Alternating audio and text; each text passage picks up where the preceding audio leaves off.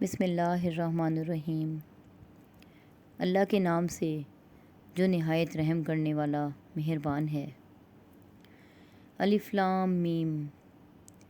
اس میں کوئی شک نہیں کہ اس کتاب قرآن پاک کا نازل کرنا تمام جہانوں کے پروردگار کی طرف سے ہے۔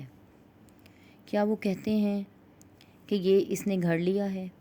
نہیں، بلکہ یہ تمہارے پروردگار کی طرف سے حق ہے، تاکہ تم اس قوم کو ڈراؤ جس کے پاس کوئی ڈرانے والا نہیں آیا تم سے پہلے، تاکہ وہ ہدایت پالیں۔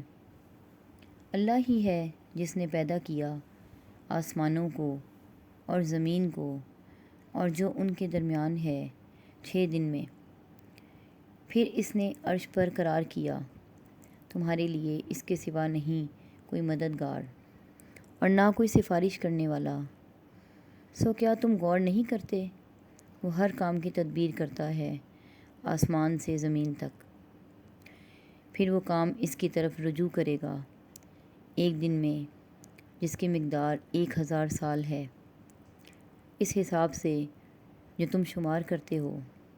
وہ پوشیدہ اور ظاہر کا جاننے والا ہے، غالب مہربان، وہ جس نے ہر شے خوب بنائی جو اس نے پیدا کی، اور انسان کی پیدائش کی ابتدا مٹی سے کی، پھر اس کی نسل کو بے قدر پانی کے خلاصے سے بنایا، پھر اس نے اس کے اعضاء کو ٹھیک کیا اور اس میں پھونکی اپنی طرف سے اپنی روح، اور تمہارے لیے کان اور آنکھیں اور دل بنائے۔ تم بہت کم ہو جو شکر کرتے ہو۔ اور انہوں نے کہا، کیا جب ہم زمین میں گم ہو جائیں گے تو کیا نئی پیدائش میں آئیں گے؟ بلکہ وہ اپنے رب کی ملاقات سے منکر ہیں۔ آپ صلی اللہ علیہ وآلہ وسلم فرما دیں، موت کا فرشتہ تمہاری روح قبض کرتا ہے جو تم پر مقرر کیا گیا ہے، پھر تم اپنے رب کی طرف لوٹائے جاؤ گے۔ اور اگر تم دیکھو جب مجرم اپنے رب کے سامنے اپنے سر جھکائے ہوئے ہوں گے اور کہہ رہے ہوں گے، اے ہمارے رب، اب ہم نے دیکھ لیا اور سن لیا، بس ہمیں لوٹا دے کہ ہم اچھے عمل کریں۔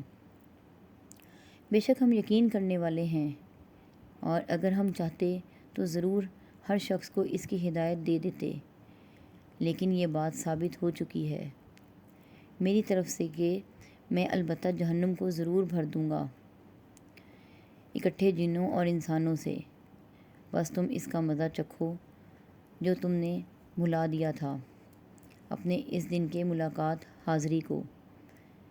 ہم نے بھی تمہیں بھلا دیا جو تم کرتے تھے، اس کے بدلے ہمیشہ کا عذاب چکھو۔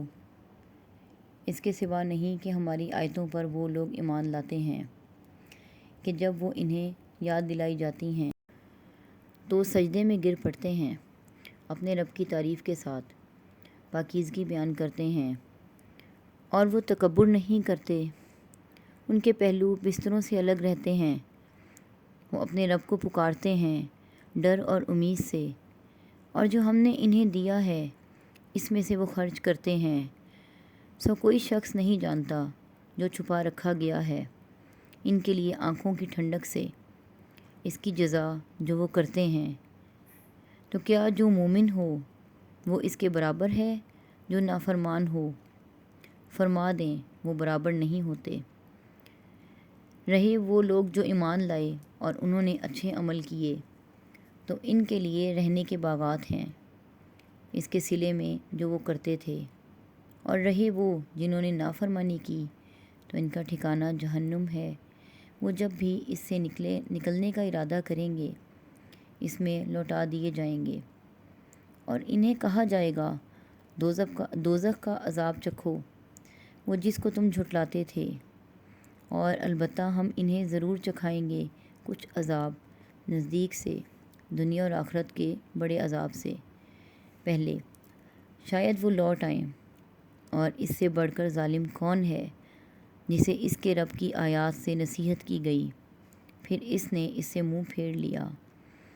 بے شک ہم مجرموں سے انتقام بدلہ لینے والے ہیں، اور تحقیق ہم نے موسیٰ علیہ السلام کو توریت عطا کی تو تم اس کے ملنے کے متعلق شک میں نہ رہو، اور ہم نے اسے بنا دیا ہدایت بنی اسرائیل کے لیے۔